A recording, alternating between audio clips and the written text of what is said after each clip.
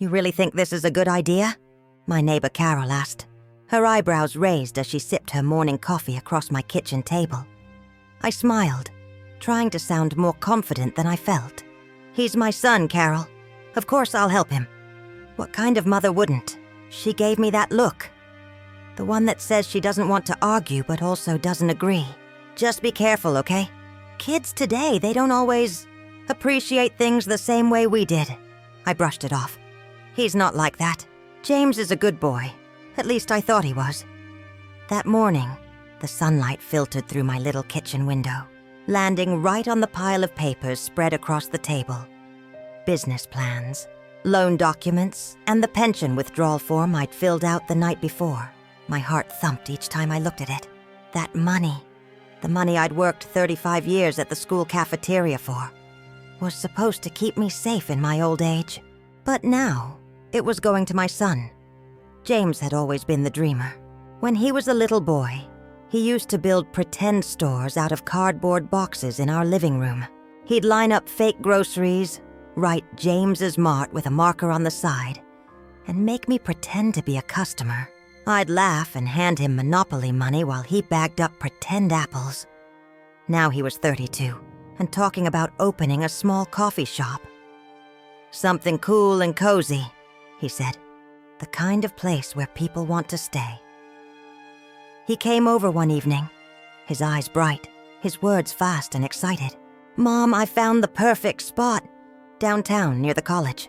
It's got foot traffic, big windows, and the rent's not even that bad. He had that same light in his eyes he had as a kid. I couldn't help but smile. That sounds wonderful, sweetheart. But where will you get the money for it? He looked down, fiddling with his phone. That's the thing, the bank. Well, they won't give me a loan unless I have some collateral. And you know, I don't really have much. My stomach sank. I already knew where this was heading. He looked up at me with those same brown eyes that used to look up at me when he scraped his knee. Mom, I was wondering if you could maybe help me out. Just a loan. I'll pay you back, I promise. This is going to work. I just know it. I hesitated, my heart torn. That pension was my safety net. But seeing him so full of hope, so certain of himself, I couldn't bring myself to say no. After all, wasn't that what mothers did? We build our children's dreams, even when it means breaking a little piece of our own security. So I said yes. He hugged me tight. You won't regret this, Mom, I swear. This is going to change everything. And just like that, I wrote the check. $62,000, my whole savings. The first few months were full of excitement. I'd stop by the cafe every now and then. James had named it Bean Haven. It had warm lighting, wooden tables, and big windows that filled the space with sunshine. I helped him clean, decorate, and even baked a few muffins to sell at the counter. He introduced me to his employees, a young barista named Chloe, and a quiet college student named Ethan. They were polite, though I could tell James didn't like it when I lingered too long. Mom, don't fuss over the muffins, he said one morning. We're trying to look modern, not, homemade. I smiled awkwardly. Homemade is good, honey. It means love. He laughed, but it wasn't the warm kind. Yeah, well, we're selling coffee, not hugs. That stung a little, but I let it go. Maybe he was stressed. He had a lot on his plate. Rent, staff, inventory. I told myself it was normal for him to be a little distant. But slowly, I began to notice things. The cafe was always half empty when I stopped by. James started avoiding my calls. He said he was too busy, or in meetings. Once when I surprised him with lunch, I heard him say to Chloe, "Oh no, my mom's here again." My heart dropped. I wanted to believe I was helping, that he was just tired, not embarrassed. But it started feeling like maybe I'd given up my peace for something that didn't want me anymore. Still, I kept quiet. I kept believing. One Friday evening he called. His voice sounded different, quiet, flat. Mom, can we talk? My chest tightened. Of course, sweetheart. What's wrong? He came over later that night. He looked tired with dark circles under his eyes. He sat down at the same kitchen table where we once laughed and planned out his dream. "Mom, the shop isn't doing great," he said, rubbing his forehead. "Sales are low, rent's high, and the bills keep coming. I'm trying, but it's harder than I thought." I reached over and held his hand. "It's okay, James. Every business has slow times. You'll get through it." He didn't look at me. "It's worse than that. I'm behind on rent. I might lose the lease." My stomach twisted. "Oh no." He hesitated, then said, "If I could just get another $10,000, I could save it, just to get through the next few months." I froze. "James, I don't have that anymore. I gave you everything I had." He sighed, leaning back. "Right, of course. I just thought maybe you could, I don't know, take a small loan or something." I looked at him, shocked. "Honey, I'm retired. I can't take loans anymore." He exhaled sharply, frustrated. "Fine, forget it." There was silence between us, heavy and cold. For the first time, I saw it. That tiny crack in his kindness.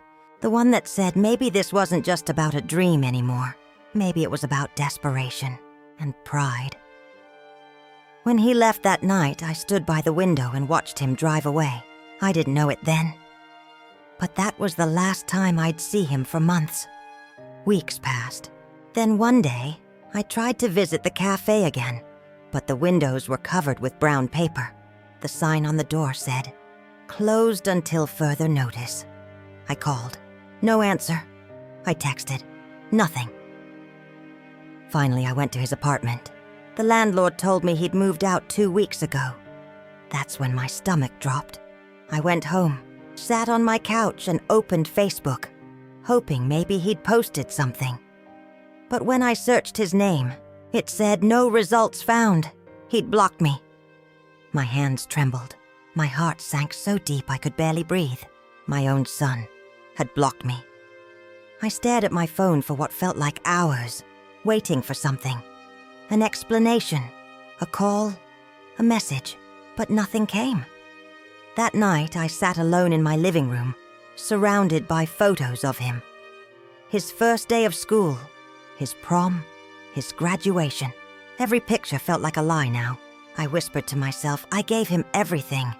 Then I cried, not the loud, dramatic kind, the quiet kind that comes from the bottom of your soul, the kind that feels like rain on the inside. And as I sat there, the truth hit me. Maybe I hadn't lost my money. Maybe I'd lost my son long before that. The next morning, I woke up early. The house was quiet, too quiet. The kind of quiet that presses against your chest. I made myself a cup of coffee, though it didn't taste right. Maybe because I'd always imagined drinking coffee with my son in his cafe someday. We were supposed to sit by the window, talk about life, laugh about customers. That dream was gone now. For the first few days, I told myself maybe he just needed space. Maybe he was embarrassed. Maybe he was hurting. But weeks passed and there was nothing. No calls, no messages, no word from anyone who knew him.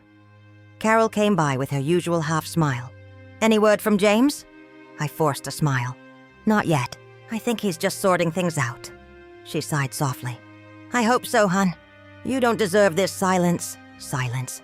That's what it was. The cruelest punishment, not loud or violent, but quiet enough to echo in every corner of my heart. After a month, I couldn't take it anymore. I decided to go looking for him. The first place I went was the cafe. The brown paper was still on the windows, but this time there was a "for lease" sign taped to the door. I stood there, reading the faded words over and over, feeling like the ground was slipping from under me. Inside, I could see dust collecting on the counters. The chairs were stacked, the espresso machine gone. All that was left was a small chalkboard on the wall that said, "Bean Haven Specials," written in James's handwriting. I pressed my palm against the glass. My reflection looked older, sadder. "You'll find him," I whispered to myself. "You have to." I walked to the bakery next door, the one that used to sell croissants to his customers. The owner, an older woman named Mrs. Nguyen, recognized me right away. "Oh, you're James's mom," she said gently. I'm sorry, dear. He closed the shop about 2 months ago. He said business wasn't working out. I nodded slowly. Do you know where he went? She hesitated. I think he said something about moving to another city. Maybe to stay with his girlfriend? I don't know, dear. His girlfriend? I asked, surprised. She nodded. Yes, she came around sometimes. Young woman, blonde hair, always on her phone. Didn't talk much. I thanked her and left, my heart heavy. I didn't know he had a girlfriend. Maybe she was the reason he'd been distant. Or maybe he just didn't want me in his life anymore. The bus ride home felt endless. I sat by the window watching the city pass. The same city where I'd worked, raised him, believed in him. Every building felt familiar, yet suddenly foreign. When I got home, I opened the small wooden box where I kept old letters, photos, and his school drawings. There was one from when he was 9. A crayon drawing of us holding hands in front of our house. Underneath it, he'd written, "Me and Mom forever." I touched the paper, tracing the words with my finger. "Forever," I whispered. That didn't last long, did it? A few weeks later, I decided to call someone who might know something. His old college friend, Mark. They'd been close once, almost like brothers. When he picked up, he sounded surprised. "Mrs. Dalton? Oh, wow, it's been ages. How are you?" "I'm all right," I said softly. "Have you heard from James lately?" There was a pause. Yeah, I saw him a few months ago. He was trying to figure things out. Said the cafe went under. He mentioned maybe moving to California." "California?" I repeated, stunned. He didn't tell me anything. Mark hesitated again. He looked rough, to be honest. "I think he felt guilty, Mrs. Dalton. About everything. He said he disappointed you." I swallowed hard. "He didn't disappoint me. He just hurt me." "I get that," Mark said quietly. "But maybe he's ashamed. Sometimes shame makes people hide." After the call, I sat in silence, thinking about that word. Shame. Maybe that's what it was. Maybe James wasn't cruel. Maybe he just couldn't face me after everything went wrong. But still, that didn't make the silence easier. Months passed. I stopped checking my phone so much. I stopped waiting for a message that never came. Life became simple again. Quiet mornings, small walks, the smell of coffee that still reminded me of him. But the ache never left. It's strange how someone can be everywhere and nowhere at once. His laugh still lived in the corners of the house. His voice still echoed in my memories. But in real life, he was gone. One afternoon, while grocery shopping, I ran into Mrs. Nguyen again. She looked cheerful, carrying a bag of flour. "Oh, Mrs. Dalton," she said kindly. "I think I saw James online. My niece follows him on Instagram. He's doing something with coffee again, I think." My heart skipped. "Really?" She nodded. "Yes, something about mobile coffee trucks. You should check." That night, I stayed up late searching for his name. I didn't find him directly. He'd still blocked me. But I found a business page tagged with his photo, Coastline Coffee Co. The profile picture was him, smiling in front of a van painted with waves and coffee beans. I clicked through the photos. He looked happy. There were pictures of him serving coffee standing beside a blonde woman, probably his girlfriend, laughing. I could almost hear his voice again. Part of me felt proud. He'd picked himself up, started again. But another part of me broke all over again. Because even in those pictures, I wasn't there. I wasn't anywhere. A few days later, I decided to do something I hadn't done in a long time. Write him a letter. I sat at my kitchen table, the same one where we'd planned his dream, and took out a sheet of paper. "Dear James, I saw you've started something new. I'm proud of you. I hope it's working out. I know things didn't go the way either of us planned. Maybe we both made mistakes, but I just want you to know. I never gave you that money because I expected something back. I gave it because I love you, because you're my son. If you ever want to talk or just have coffee, my door's still open. Love always, Mom." I mailed it the next morning. No return address, no pressure. Just a simple bridge left standing. Weeks passed. No reply, but I didn't regret it. Sometimes love isn't about getting a response. It's about letting someone know the door isn't locked, even if they never walk through it. Spring came. The flowers in my small garden started blooming again. Pink, yellow, soft white. Life moves on, even when your heart's still a step behind. One afternoon, I sat outside trimming roses when a small brown envelope caught my eye in the mailbox. No sender name, just my address, written in handwriting I knew by heart. I froze, my hands trembling as I opened it. Inside, there was a short note. Mom, I don't know what to say. I saw your letter. I didn't think I deserved to write back. I messed up. I'm sorry for everything. I thought cutting you off would make it easier, but it didn't. I think about you every day. Thank you for believing in me, even when I didn't believe in myself. Love, James. Tears blurred the words.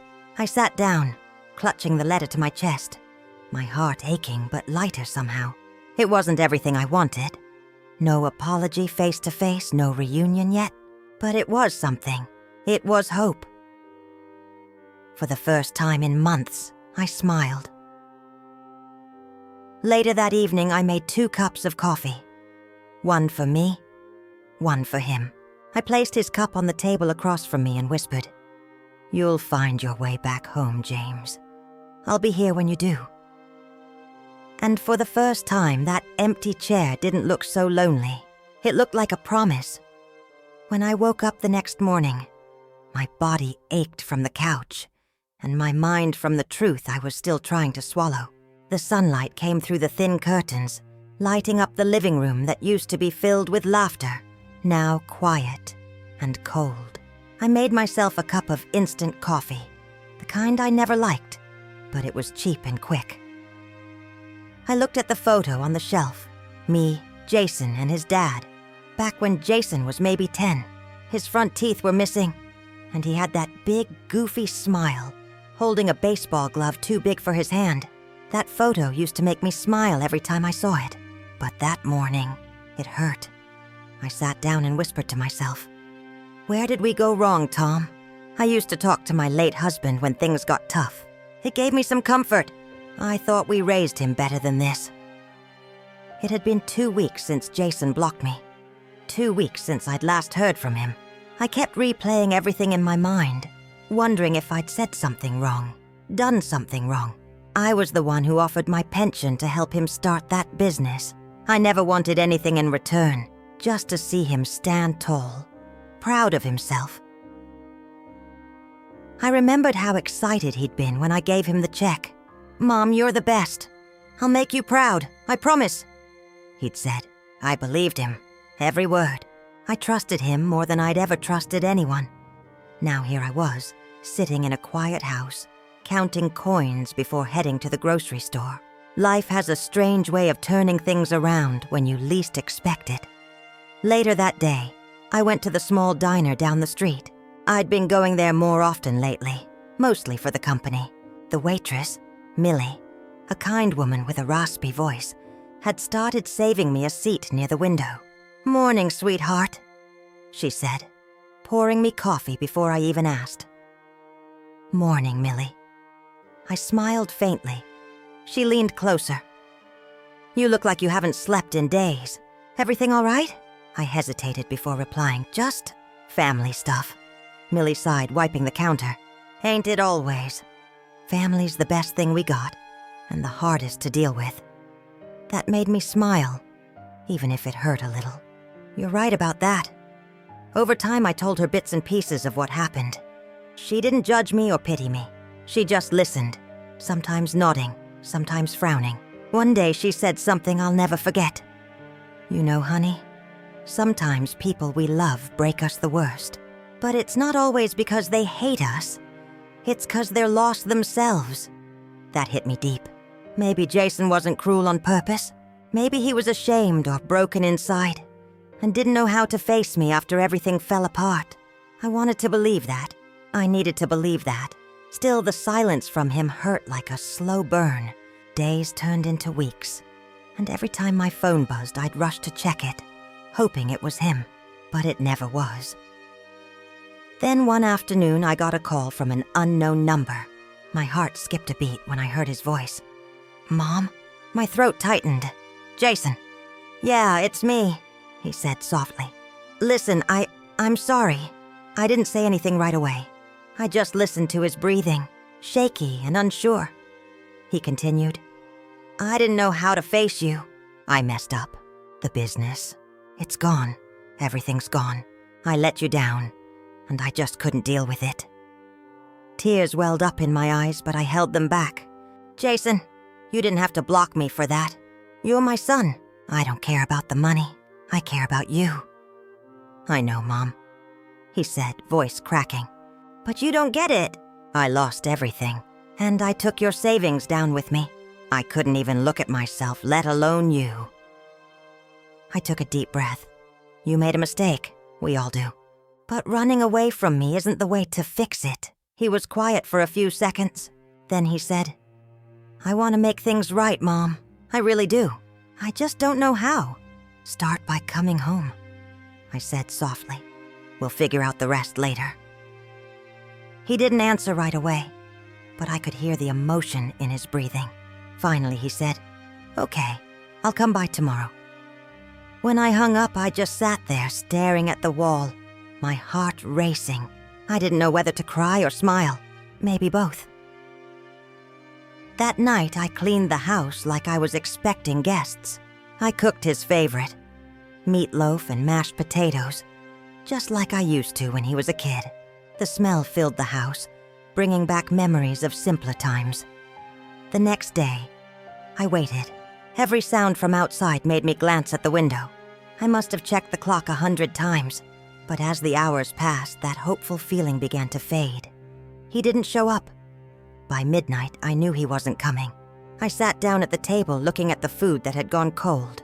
The house was quiet again. I whispered, "Maybe tomorrow." But tomorrow didn't come. Not from him, anyway. A few days later, I got a text. It wasn't from Jason, but from his ex-girlfriend, Anna. She'd always been kind to me. The message said, "Hi, Mrs. Allen. I just wanted to let you know Jason's been staying at a friend's place. He's not doing well, drinking a lot. He talks about you all the time, though. Says he doesn't know how to face you." I sat there staring at the message, my chest heavy. I typed back, "Tell him I'm not mad. Tell him I love him, and that I'll always be here when he's ready." I hit send and stared out the window. Outside, the world went on. Kids laughing, cars passing, people living. And inside, I sat quietly, holding on to a love that refused to die, no matter how many times it was tested. That night, I prayed, not for the money back, not for revenge or payback, just for my son to find his way again. Because sometimes love isn't about fixing things.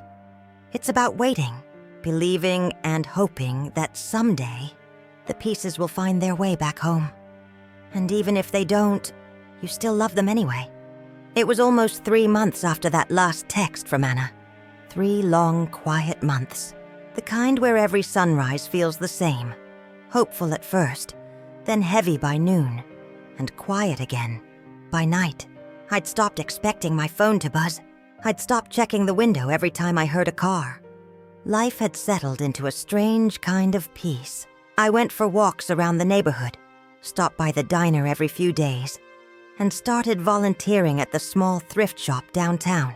It kept my mind busy. It gave me purpose again, even if a part of me was still aching.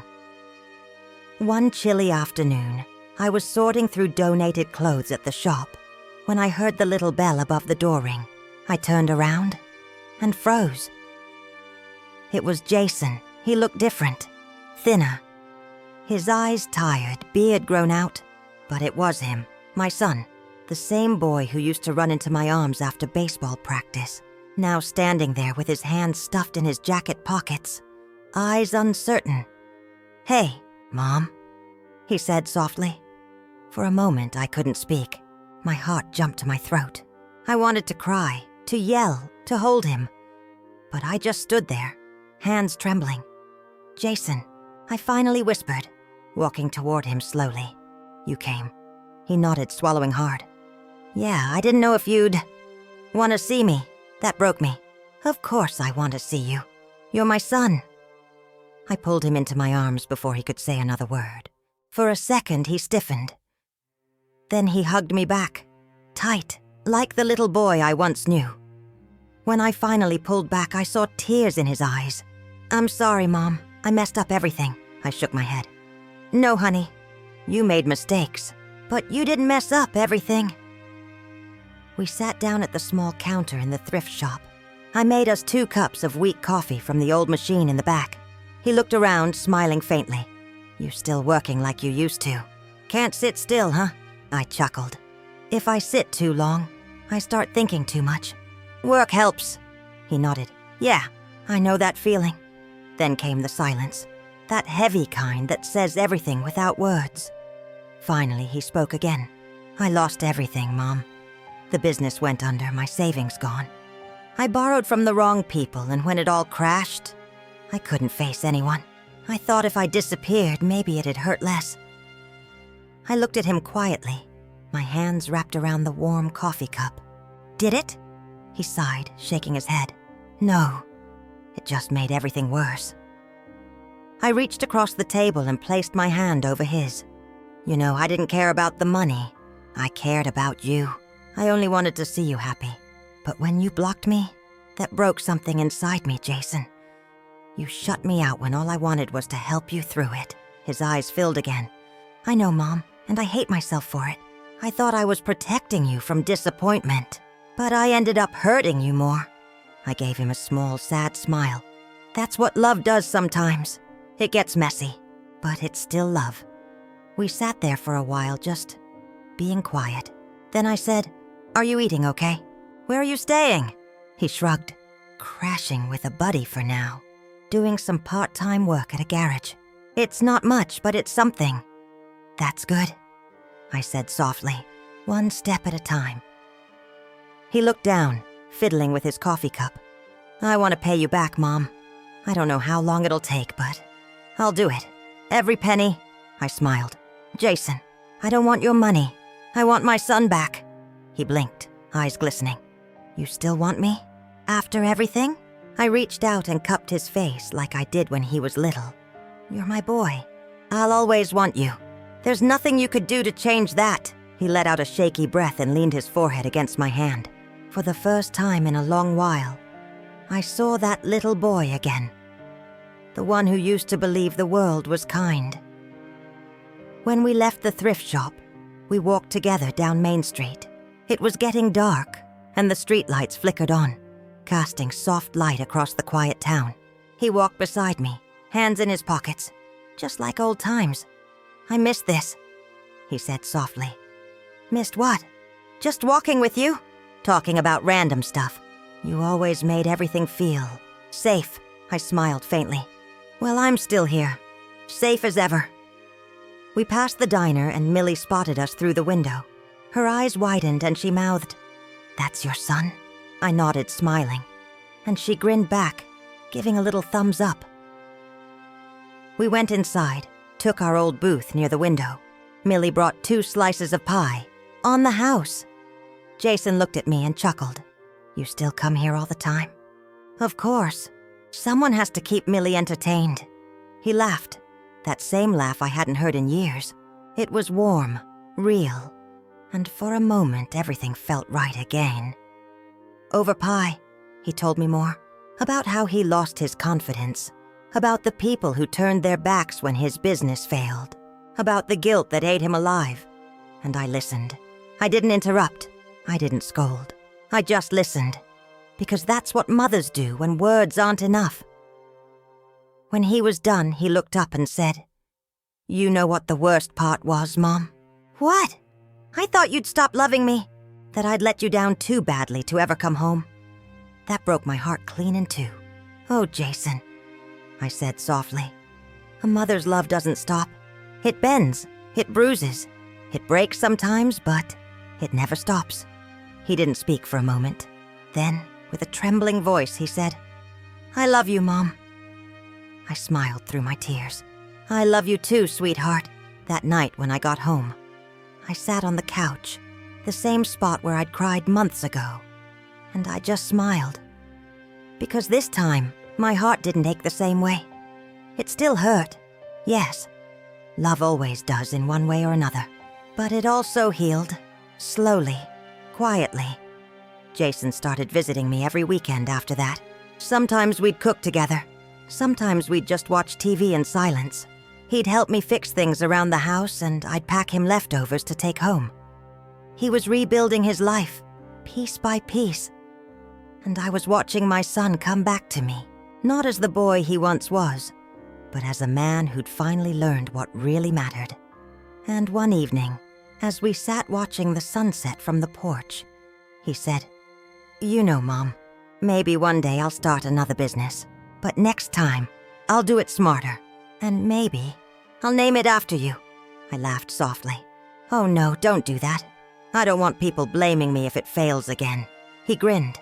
"It won't, not this time." I believed him. Because this time, he wasn't chasing money or pride. He was chasing redemption. And that kind of drive, it's built on love, not ego. Sometimes life doesn't give us happy endings. It gives us honest ones, the kind that hurt, heal, and humble us all at once. And if there's one thing I've learned through it all, it's this: forgiveness doesn't erase the past, but it gives the future a chance to breathe again. So if you're watching this, and someone you love has hurt you deeply, don't close your heart completely. Sometimes love needs time to find its way home. And if you've made mistakes, and you're scared to reach out, don't wait too long. The door might still be open, but it won't be forever. Because in the end, family isn't about who's right or wrong. It's about who's willing to come back, and who's willing to forgive. So if this story touched your heart, please like, share, and subscribe. It helps stories like this reach more hearts. And maybe, just maybe, it'll remind someone out there that it's never too late to go home.